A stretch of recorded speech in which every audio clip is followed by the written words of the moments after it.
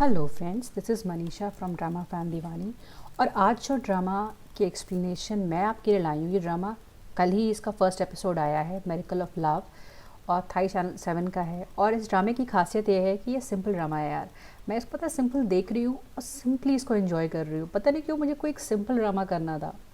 मैं बाकी ड्रामे भी करूँगी, पर अभी मुझे एक्चुअली एक वीडियोस बनाना था जिससे मेरा फेस होना चाहिए, तो मुझे लगा कि ये सिंपल है और मतलब ठीक रहेगा यार। तो चलिए थोड़ा स्टार्ट करते हैं। तो इस ड्रामे का नाम है मेरिकल ऑफ लव। इसका थाई में नाम है ओमराग पतिहान। ये 18 सितंबर को रिलीज़ हुआ है और ये फ्राइडे सैटरडे संडे आएगा। मोस्ट प्रॉब्ली 16 एपिसोड्स होंगे इसके। तो आपको मैं एक चीज़ बताती हूँ, पता है 8 मंथ्स बैक इस ड्रामे का जब प्रीव्यू आया था, ना मुझे हीरो पसंद था ना मुझे हीरोइन पसंद थी, मुझे इसमें से कोई भी पसंद नहीं था यार। और पता है फिर भी मैं इस ड्रामे को देखना चाहती थी। पता नहीं क्यों, मुझे भी समझ में नहीं आया, जबकि स्टोरी बहुत सिंपल है। कोई आप देखोगे ना, कोई बहुत बड़ी चीज़ नहीं है, पर पता नहीं क्यों मैंने कल, आप सोचो मुझे थाई नहीं आती है, मैं कल इसका एपिसोड थाई चैनल 7 ने इसको अपलोड किया था, तो मैंने कल इसका एपिसोड देखा ना, आई वाज लाइक मैं इसका देख रही हूँ, मेरा मेरा मतलब मुझे समझ में आ रहा है कि ये लोग क्या बोल रहे हैं या क्या कम्युनिकेशन हो रहा है लोग के बीच में। तो वो चीज़ शायद मुझे ज़्यादा मतलब एक्साइट कर रही है देखते हुए। आई होप ये ड्रामा अच्छा हो। इसको थिम्पी सब कर रही है तो मैं इस ड्रामे को करूँगी, चाहे जैसे भले एक शॉर्ट फॉर्म बनाऊँ इसका या जो भी करूँ, पर मैं इसे कंप्लीट करूँगी। बाकी भी कंप्लीट होगा, बट अभी क्योंकि फेस कैम इंपॉर्टेंट था इसलिए मैंने इसको स्टार्ट किया। तो चलिए शुरू करते हैं। इस ड्रामे की अगर आपको स्टोरी एक बार में जाननी है तो यहाँ पे है, आप इसको जान सकते हैं। बाकी चलिए हम स्टार्ट करते हैं। तो ये एक लव स्टोरी है एक रॉक स्टार के बीच में और उसकी फ़ैन के बीच में। रॉक स्टार इसका नाम है अतिरुज और ये काफ़ी हैंडसम है, पॉपुलर है। अच्छा, इन लोग की जो लव स्टोरी है काफ़ी मतलब इनकी जैसे बहुत कम एज के थे, आई थिंक 18-19 ऐसी इनकी एज रही होगी, बहुत कम एज के थे ये लोग। और इसकी फ़ैन है, इसका नाम है जेन सदा। इन लोग की बहुत एक प्यारी सी, ऐसे होता नहीं जैसे जो लोग जैसे जब पहले ऐसे प्यार नहीं होता एकदम नेब वाला प्यार, जिसमें कोई मतलब दुनिया क्या सोचती है कोई फ़र्क नहीं पड़ता, बस दो लोगों को एक दूसरे का साथ चाहिए, उस हिसाब से बहुत नेविटी के साथ इनकी इनिशियल लव स्टोरी थी, जिसमें बहुत प्यारे और बहुत ही क्यूट मोमेंट्स इनके हैं। और फिर ये बहुत इंटीमेट भी हो जाते हैं और ये सीन भी इतने अच्छे से दिखाया है, इतनी यार पता नहीं यार, मुझे ऐसा लगता है पर इसमें बहुत ही इनोसेंस दिखाई है। लेट मी नो कि आपको क्या लगता है कि इसमें इनोसेंस दिखाई है कि नहीं। खैर, उससे होता क्या है कि ये प्रेग्नेंट हो जाती है और ये अपनी अपनी दादी माँ के सामने रो रही होती है कि मैं प्रेग्नेंट हो गई। ये सीन इतना अच्छा है कि ये अपनी दादी माँ से माफ़ी मांग रही है और ये पीछे से ये उनसे माफ़ी मांग रहा है, कह रहा है कि मैं इससे शादी करूँगा और ये सारी चीज़ें। इनफैक्ट जो लड़के की मॉम है ये बिल्कुल पसंद नहीं करती हैं इसको, लेकिन फिर भी सब कुछ के बावजूद इन लोग की शादी हो जाती है और ये लोग बहुत मतलब खुश भी होते हैं साथ में। लेकिन फिर कुछ चीज़ें हैं जो मतलब अभी आप कमिंग उसमें देखेंगे, कुछ हिंट्स दी गई हैं जिसमें होता क्या है कि ये शी गेट्स प्रेग्नेंट, वो प्रेग्नेंट हो जाती है, जो प्रेग्नेंट तो थी नो डाउट, लेकिन इसको ये बताया जाता है गलत फहमियाँ एग्जैक्टली क्या है ये हमें कमिंग एपिसोड में देखने में पता चलेगी। पर जो स्टोरी में आई है मैं आपको वो बता देती हूँ कि इसको ये किया जाता है कि इनका जब बच्चा जो इनके पेट में होता है, वो इसको ये लगता है अतिरुज को कि वो मर गया है। और इसी पूरी कंडीशन के अराउंड इन लोगों के में मिसअंडरस्टैंडिंग होती हैं, जिसमें अतिरुज की माँ का एक बहुत बड़ा हाथ होता है और उससे फिर इन लोग का मतलब ब्रेकअप हो जाता है और ये 5 साल के लिए अलग हो जाते हैं। लेकिन 5 साल के बाद ये फिर मिलते हैं और जब ये फिर से मिलते हैं तो अब जो क्या चीज़ें होंगी उस चीज़ को इस ड्रामे की जो स्टोरी है वो सारी बताई जाएगी, क्योंकि ये लोग फिर मिलते हैं और सिर्फ ये सिर्फ जेन से नहीं मिलता, ये मिलता है एक छोटी सी लड़की से भी जो 5 साल की है। और कैसे वो बार बार उस लड़की से मिलता है और कैसे उसको लगता है कि ये मतलब जैसे इसकी बहुत फेमिलियर है। ये पूरी स्टोरी है इस ड्रामे की। पर पता नहीं, मुझे ऐसा लगता है कि कुछ इनोसेंस है या क्या है कि मुझे तो मतलब मुझे बस देख के अच्छा लगता है यार। खैर, ये इनको मोगल मिलती है 5 साल बाद, जहाँ जब ये इसको पहचान भी चाहता तो भी एकदम मना कर देती है कि मैं आपको नहीं जानती, आप कौन है। तो खैर ये भी इज लाइक कि ठीक है। फिर क्या होता है, बेसमेंट में एक लड़की जो है अपनी माँ के पास दौड़ के जाती है। ये सीन कुछ इस तरह से है कि जो अतिरुज है इसके पीछे लड़कियाँ पागल है। तो एक लड़की अपने आप को कहती है कि मुझे गुंडे फंसा रहे, आओ बचाओ बचाओ बचाओ, एंड इज लाइक कि पहले तो जा नहीं रहा था पर उसका दो ज़बरदस्ती लेके जाता है, अरे चलो यार उसको बचाओ, उसकी जान बचा तो कुछ हो जाएगा।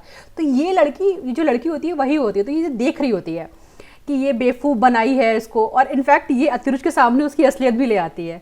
पर जब असलियत ले आती है तभी इसको जो जेन है इसको खोजते हुए आ जाती है, और ये जब ये जाती है जेन के पास तो ये इसको देख लेता है और इसके बाद फिर क्या होता है, कई सर्कमस्टांसेस होते हैं जिसमें कि ये लड़की बार बार इसके सामने आती है, और इनके सीन्स बहुत प्यारे हैं यार, मतलब सीरियसली इनका जो सीन्स दिखाए गए हैं बहुत प्यारे हैं।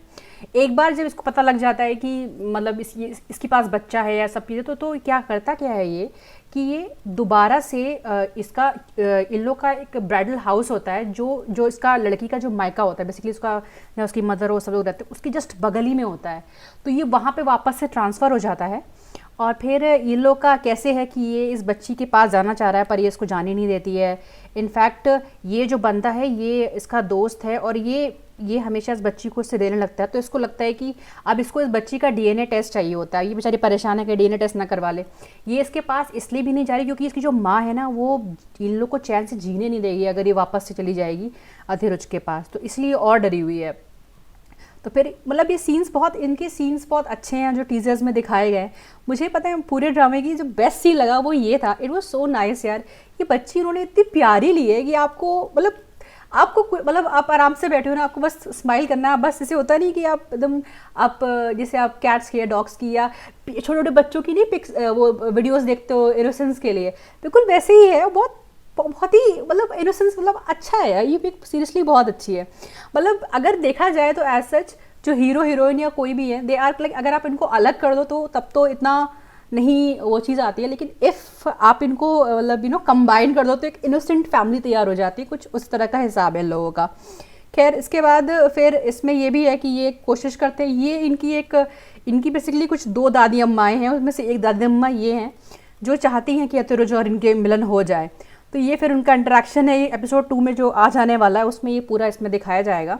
और यहाँ पे ये इनके फ्रेंड है जो इनके हमदर्द के साथी हैं, और इसको देख के इनको बहुत जलन होती है। तो यही पूरा इनका इंटरेक्शन है। ये इस पर गुस्सा आ रहा क्योंकि ये डीएनए टेस्ट करने के लिए बोल रहा था और ये डीएनए टेस्ट करने को मना करती है। तो ये गुस्सा आता है इस बात पे कि तुम डीएनए टेस्ट इसलिए नहीं करना चाहती क्योंकि तुम्हें पता ही नहीं बात पर बच्चे का बाप कौन है। इस पर तो फिर इन दोनों के बीच में लड़ाई हो जाती है।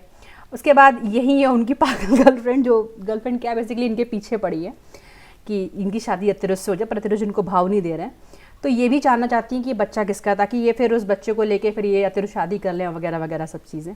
यहाँ पे इन लोगों का इंटरेक्शन है, और फिर एक कोई दुश्मन इन पे अतिरुज इसको किडनैप कर लेते हैं जेन को, तो फिर अतिरुज जाते हैं उनको बचाने के लिए।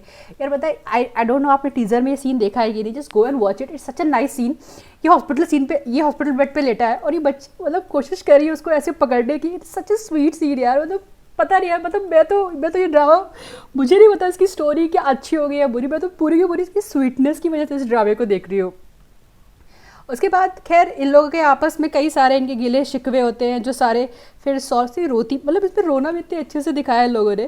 फिर इनकी बहुत सी चीज़ें हैं कि इसको मतलब बहुत बहुत प्यारे प्यारे जिसमें सीन्स हैं, काफ़ी हैं सीन्स बहुत प्यारे प्यारे।